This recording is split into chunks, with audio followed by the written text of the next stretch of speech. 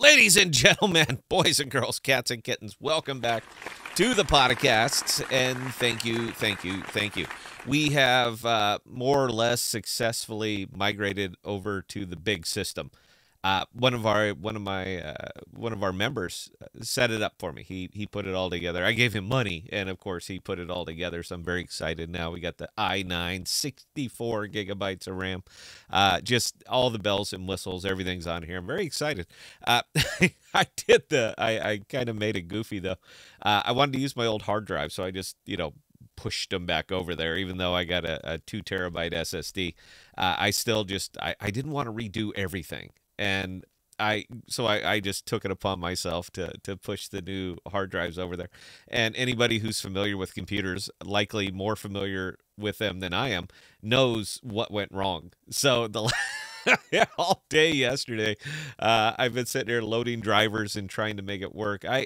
Most of it works. There's still some issues, but we'll get them addressed. I think the important thing is that the camera works.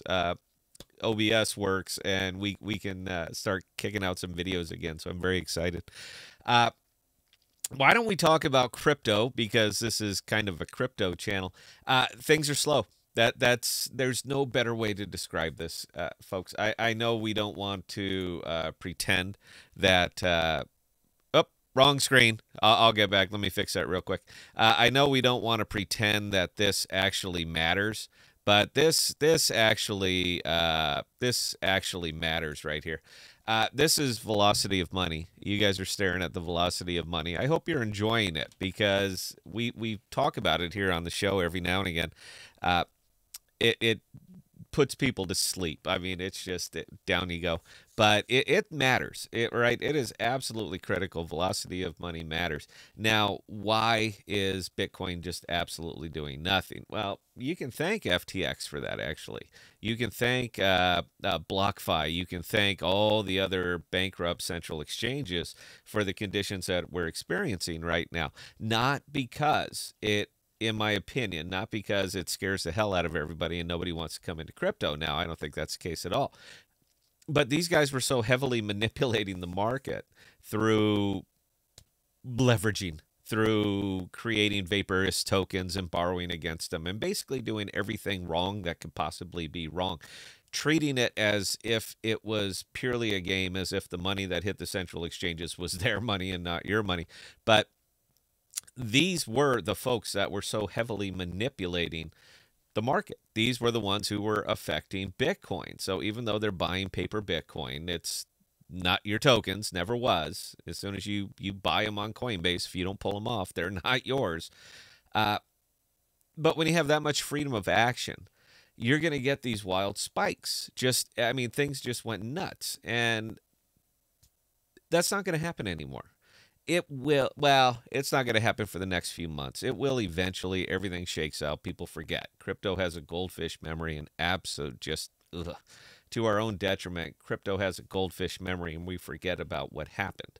Because if it didn't happen within the last 5 minutes, plus or minus, it never happened at all. But these were the entities that were increasing money, that were speeding up money. And the problem now is that there is so much bad press, even though the media seems to be giving Sam just a complete pass. He's just the victim here. All right, he is just the victim. It wasn't that he acted foolishly or that he paid no attention to what was actually happening. He's just the victim. He was misled. That's what it was. $30 billion misled. So is what it is. But it's going to take a while to shake that off. Now, here's the bigger problem that I see it. I don't actually see it as a problem. I see it as a good thing.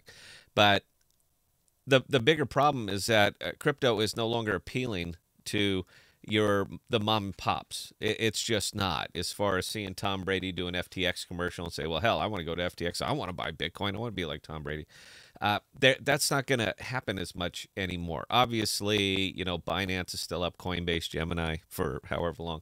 But the wild influx of money that's been we've kind of gotten used to in crypto over the last couple of years is just not going to happen anymore. It is going to be slow. Now, anybody who wants to do it safely is going to come out to the DeFi. But guys, you know this is work. DeFi is work. It's not quick. It's not easy. It's not Coinbase. It's not just buy it and now I own Bitcoin. It's none of those things. Over here, you actually have to have a working knowledge of crypto to be able to do business out here. And a lot of people just don't care. And you couple a lot of people just not caring with difficulty, meaning that you have to make a wallet, you have to understand, you have to write down a seed phrase, you can't log in with Google. When you put uncertainty and wrap it around work, guess what? Nobody's coming. They are not going to be rushing out here. So there's a big paradigm that's going to be shifting. I mean, you're starting to feel it now, but there's a big paradigm shift that's going to be happening in crypto. I'm excited for it. I really am, because it's going to kill off a lot of meme tokens. It's going to kill off your Hex, your Drip, your Wire. It's going to kill a lot of these things off, because the only thing that really supported them was more people buying, multi-level marketing. That's what supported these things, and that money is just not coming now. It is more work to get there, and it's just not going to be in a rush. So the true use case tokens, your Jackal, you know what, dare I say, Alter, your Alter, your Orchid, your true use case tokens. These are the ones that are going to be stepping away from everything else, because they have multiple revenue streams, both speculative and pure use case. So these are the ones that I'm looking at, and these are the ones that I'm pushing harder into. Bicana, their pay rail comes out on the 7th. The pay rail is coming out. It is released on the 7th. Very excited about this. Your Akash, they provide a service. You can set up your own servers. They'll rent them to you. They're cheap. They're like $2 a month, but you can rent your own servers. They offer cloud computing. These are multiple revenue streams for these tokens. These are the ones that are going to be stepping out, and these are the ones that I'm keeping all of my focus on. I don't want to say that the party's over. Absolutely not, because we're in crypto, guys, and we know that we do like to party. We're going to be waiting for some catalysts. There's a couple things coming up. The jobs report was a hell of a lot better than people thought it was going to be. So now everybody's, shaking the 3/4 can of nickels right now, trying to scare the hell out of the markets. But I'm still positive that the CPI report, which is coming out next week, is going to be positive. It's going to, not positive up, but positive as in a good thing. I think the CPI is going to be decreasing. I saw gas for $2.75 a gallon yesterday. It's clear that, we're starting to get there. But the catalysts now are going to move the Dow, and they're going to move them in a big way, but they're not going to move crypto that much. So again, the paradigm is shifting. And the heavy inflationary tokens are going to eat it, because there is not enough new money that's going to be pouring into those to support these big APRs. Now, some people are starting to get ahead of it. Osmosis, real good. Yeah, I'm sure if you on Osmosis, you notice that all of your big APRs have went down substantially, 15-20%. So some of them, they're getting ready for it. I mean, everybody's they're gearing up. So be aware. I guess that's all I'm putting out on that, is be aware that what was working is no longer going to be working, and we're going to have to be making shifts over into tokens that offer multiple revenue streams, things that don't just exist as crypto, that exist as products. That's where the money shot's going to be next year, and I'm gearing up for it now. I absolutely believe that I'm correct in this, and I'm going to be getting ahead of it.